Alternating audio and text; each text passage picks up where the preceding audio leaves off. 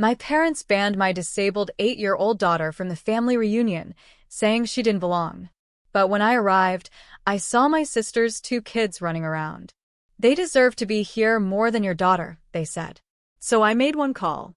30 minutes later, the whole room was in chaos, and they were all on their knees, begging. I smiled, turned around, and walked away. I never thought my life would turn out like this. Sitting in my dimly lit apartment in Chicago, watching my 8-year-old daughter, Lily, sleep peacefully in her bed, I wonder how I ended up here, alone, exhausted, and betrayed by the very people who were supposed to love me the most. My name is Samantha, and I am 36 years old. A widow. A single mother. A woman who spent years trying to please a family that never truly saw me.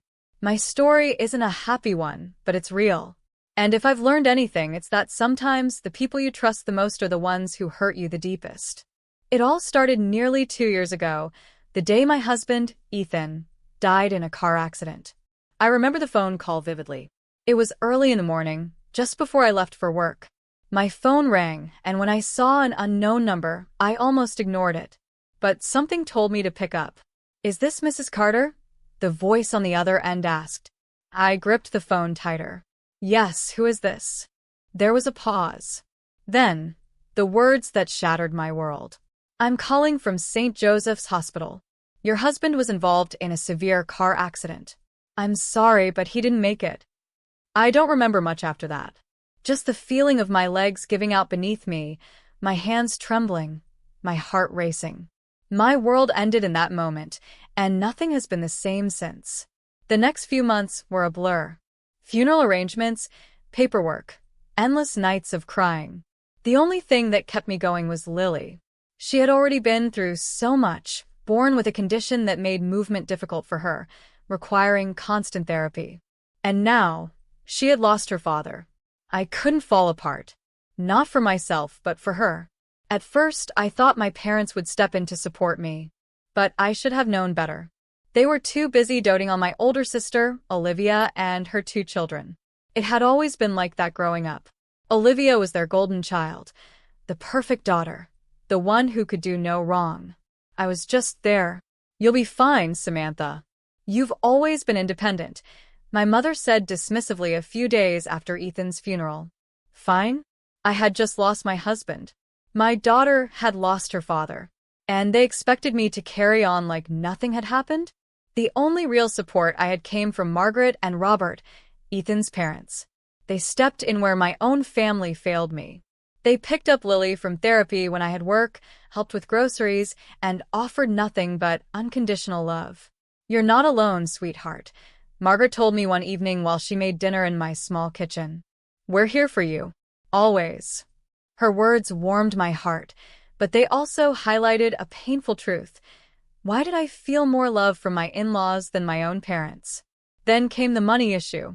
After Ethan's death, I received a $200,000 insurance payout. It wasn't a fortune, but it was enough to secure Lily's future, pay for her medical treatments, and give us a little safety net. I wasn't reckless. I worked hard as a financial analyst, ensuring that every dollar was wisely spent. But my parents saw the money differently. To them, it wasn't about Lily's future. It was an opportunity. It started subtly. "You should help your family, Samantha," my mother hinted one evening over dinner at their house. "Olivia and Daniel are struggling. He's the only one working, and with 2 kids, well, it's hard." I knew where this was going. "I have my own child to worry about, Mom," I reminded her. "Lily's therapy costs are high. I need to think about her first." But they didn't care. Soon, it wasn't a suggestion anymore. It became an expectation. "We're family, Samantha, and family supports each other," my father said. "Olivia is sending us $1,000 every month. You should send $2,000. You can afford it." I froze. "Olivia is sending you $1,000? I asked, surprised. "Of course she is. She understands her responsibility," my mother replied with a proud smile. Something about it didn't feel right. Olivia had always been spoiled, always the one receiving, never giving. But I was too drained to argue. And deep down, a part of me still craved their approval. So, like a fool, I agreed. Every month, I sent $2,000 to my parents. I told myself it was for the best, that maybe, just maybe, this would make them see me differently. That maybe they would finally treat me as an equal to Olivia. I was wrong. Months passed and nothing changed. They still ignored Lily, still treated Olivia like a queen, still dismissed my struggles. But the final betrayal was yet to come. A week before our family reunion, my mother called me. "Samantha, darling, we're doing something different this year," she said sweetly. "We're having an adults-only gathering. You should come alone. It will be more sophisticated, just the grown-ups enjoying a nice evening." My heart dropped. "What about Lily?" I asked. A pause. "Oh, well, she can stay with Margaret and Robert. You know how fussy she can get at these things." I swallowed the lump in my throat. Lily wasn't fussy. She was bright, curious, and full of questions. But to them, she wasn't welcome. That night, I sat in Lily's room watching her sleep, my mind racing. I had done everything they wanted. I gave them money, sought their approval, played the role of the good daughter. And still, it wasn't enough. I told myself I would go to the reunion, be polite, and figure out what to do next. But nothing could have prepared me for what I was about to discover that night. And once I did, there would be no turning back. The night of the family reunion, I drove to my parents' house alone, my stomach twisting with unease. I had left Lily with Margaret and Robert, who, as always, had welcomed her with open arms. She was excited about spending the evening with them, baking cookies and watching Christmas movies. I told myself it was for the best. At least she would be with people who truly loved her. But deep inside, I felt sick. I tried to convince myself that maybe, just maybe, my parents had meant no harm. That maybe this adults-only event was exactly what they claimed it to be. I should have known better. As I pulled into the driveway, I noticed the number of cars parked outside. More than usual. My parents' house was lit up, music and laughter spilling out into the cold air. I walked up to the door, took a deep breath, and stepped inside. And then my world tilted. Children. Everywhere. I saw my sister Olivia's 2 kids running around the living room, giggling and chasing each other. Other cousins' children were playing near the fireplace, wearing silly paper crowns and eating cookies. The entire house was filled with the sound of family and joy, except my daughter was nowhere to be seen. Because Lily was the only one not invited. I stood there frozen, my heartbeat pounding in my ears. My mother spotted me from the dining room, her face lighting up in a false, practiced smile. "Oh, Samantha, you're here. Come in, sweetheart." I didn't move. I couldn't. I just stared at her, at my father, at Olivia, at every single person who had lied to me. Then my Aunt Linda approached, her brow furrowed. "Where's Lily? She's not sick, is she?" I felt my fingers tighten around my coat. "She wasn't invited," I said, my voice barely above a whisper. Aunt Linda blinked. "What? "What do you mean?" I turned to face my mother. "That's what you told me, wasn't it? An adults-only party. No kids. So, why are Olivia's children here? Why are all of these children here?" The room fell into an eerie silence. Conversations died. All eyes turned toward my parents. Olivia fidgeted beside them, looking anywhere but at me. My mother sighed, setting down her wine glass as if I was being unreasonable. "Samantha, darling, you're making this into something bigger than it is. The other children, well, they know how to behave at formal gatherings." I laughed. A bitter, humorless sound. "They know how to behave," I repeated. "So, what exactly are you saying? That Lily doesn't? That my daughter, who is nothing but polite and curious, doesn't belong here?" "Samantha, please, let's not make a scene," my father said, his tone sharp, warning. I shook my head, feeling something inside me crack. I had spent years biting my tongue, years swallowing the pain of being treated like I was never good enough. But this was the final betrayal. And then, as if fate wanted to put an end to their lies, chaos erupted.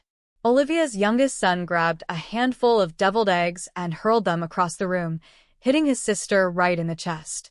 She shrieked. The other kids burst into laughter, running wild through the house, knocking over decorations. I turned to my mother, raising an eyebrow. Oh yes, I see now. Such well-mannered children. Her face paled. She knew she had no excuse left. But it wasn't over. Not yet. I took a deep breath and spoke loud enough for the entire room to hear.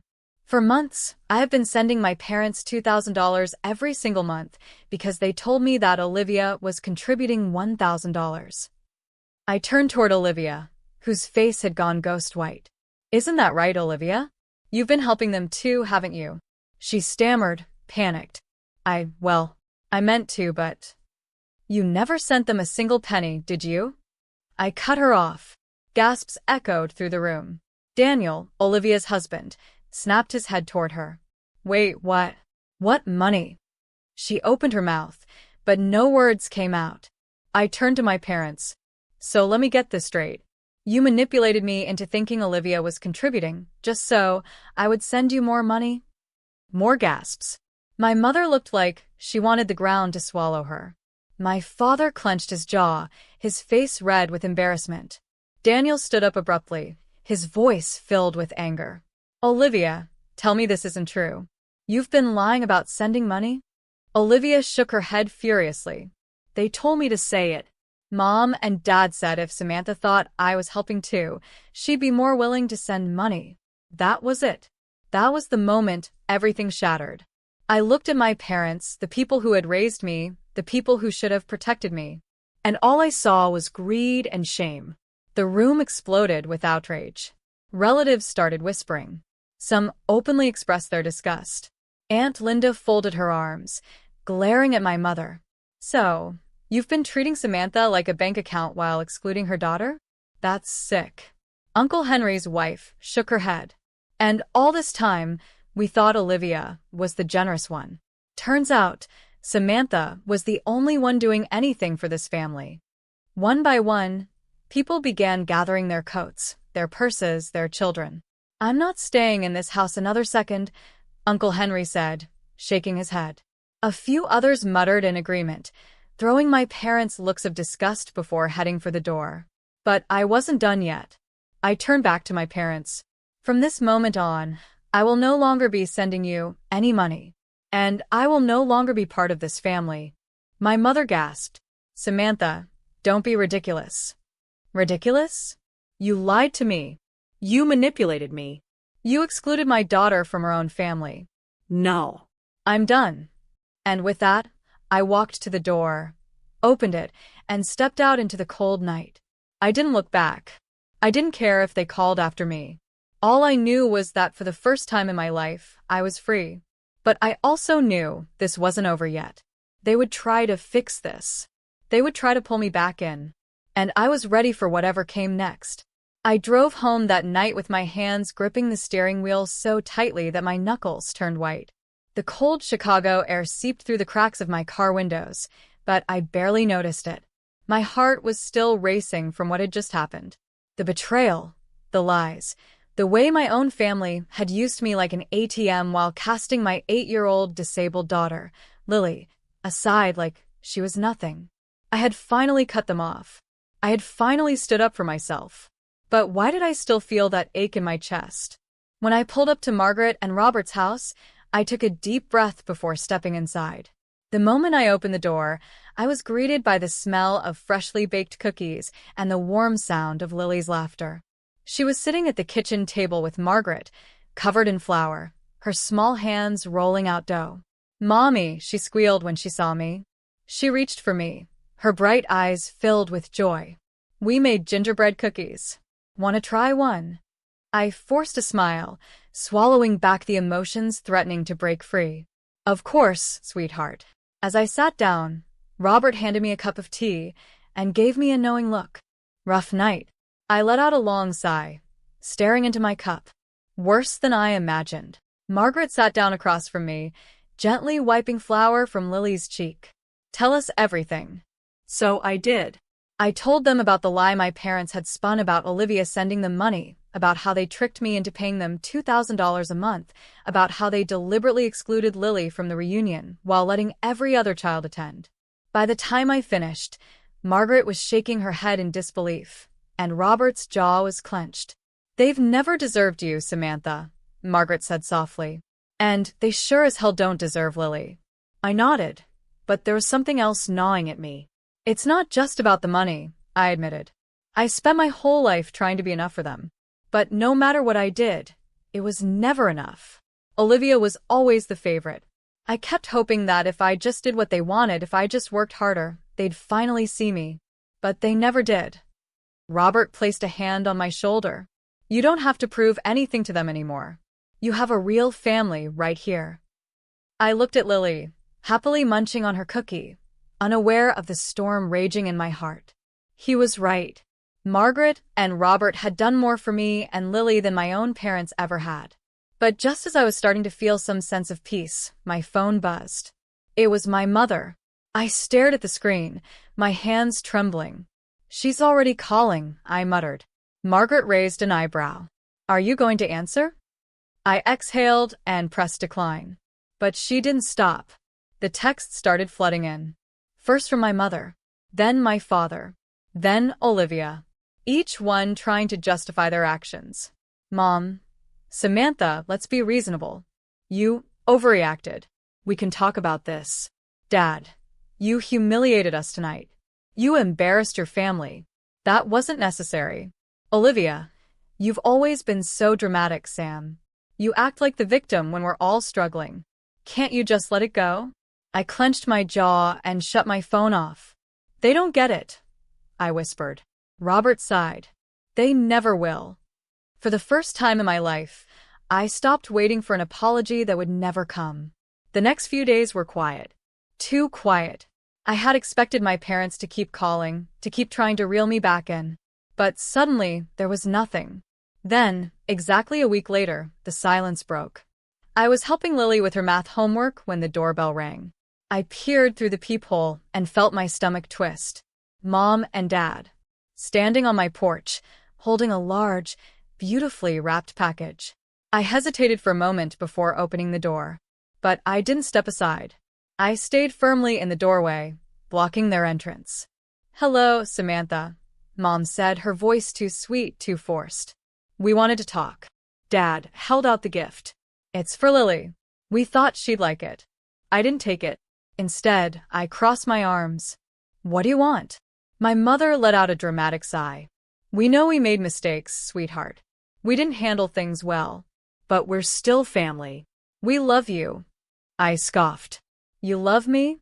You love Lily? Funny, because a week ago, you didn't think she was good enough to be at your reunion." My father shifted uncomfortably. "It wasn't like that, Samantha." I gave them a sharp look. "Then explain it to me." They exchanged glances, but neither of them had an answer. "You told me Olivia was sending you $1,000 a month," I continued, my voice steady but firm. "That was a lie. You manipulated me into sending you money while she gave you nothing. And even after everything I've done for you, you still treated Lily like she didn't matter." Mom's eyes welled up with tears, but I knew they weren't real. She had always been good at crying when it suited her. "Samantha, we were wrong. We see that now. But let's put the past behind us." I stared at her, then at Dad. "Are you sorry because you realize you hurt me? Or are you sorry because the whole family turned their backs on you?" Silence.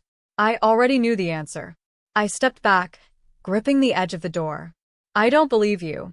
And I don't trust you. Not anymore." Mom gasped. "Samantha, don't do this." But I was done. I shook my head.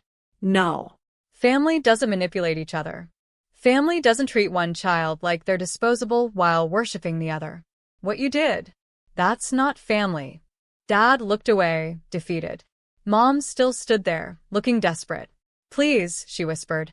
I closed the door. And this time I didn't feel guilty. As I turned around, I saw Lily standing in the hallway, watching me. "Are you okay, Mommy?" she asked softly. I smiled, pulling her into a hug. "I am now, baby." And for the first time in my life, I felt free. The days after my parents showed up at my door were quiet. Too quiet.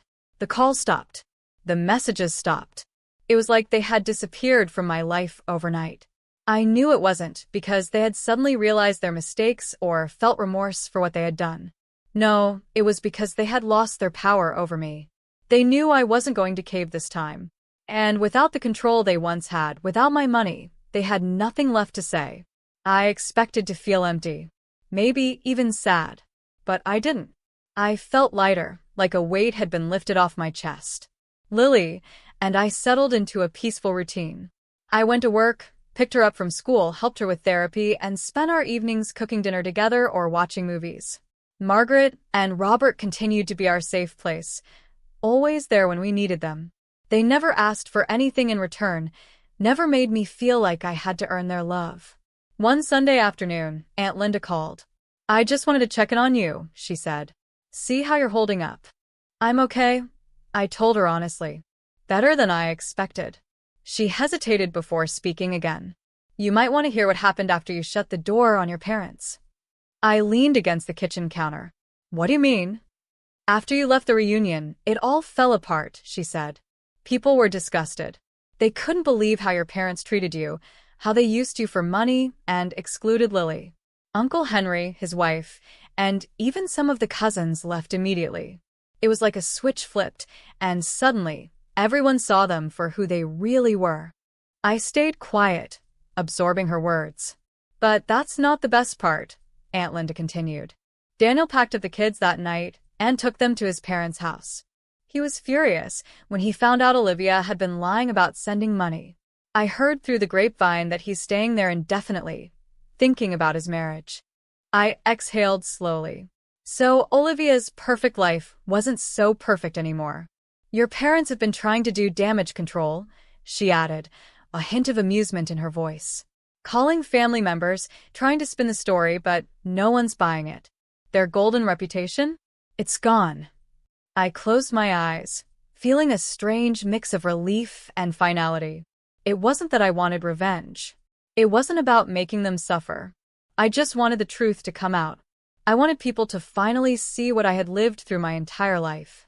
When I hung up, I looked at Lily, who was sitting at the kitchen table, doodling on a piece of paper. "What are you drawing, sweetheart?" I asked, walking over. She beamed up at me, holding up her picture. "Our family." I looked at the drawing. It was a simple sketch, me, Lily, Margaret, Robert, Aunt Linda, and Uncle Henry. All of us standing together, smiling. No mom. No dad. No Olivia. Tears stung my eyes, but they weren't from sadness. They were from realization. Lily had drawn the only people who had ever truly been there for us. I kneeled beside her and kissed the top of her head. "It's beautiful, baby." "Mommy," she asked, tilting her head, "are Grandma and Grandpa ever going to come back?" I didn't know how to explain it to an 8-year-old. That sometimes, family isn't who you're born to, but who you choose. That sometimes, people who are supposed to love you unconditionally will let you down. But I did know one thing. "We don't need them to, sweetheart," I said, tucking a strand of hair behind her ear. "We have everything we need right here." She grinned and went back to coloring. And I watched her, feeling something I hadn't felt in years. Peace. For the first time in my life, I wasn't looking for my parents' approval. I wasn't hoping for their love. I wasn't waiting for them to change. I had my daughter. I had people who truly cared about us. And that was more than enough. The end.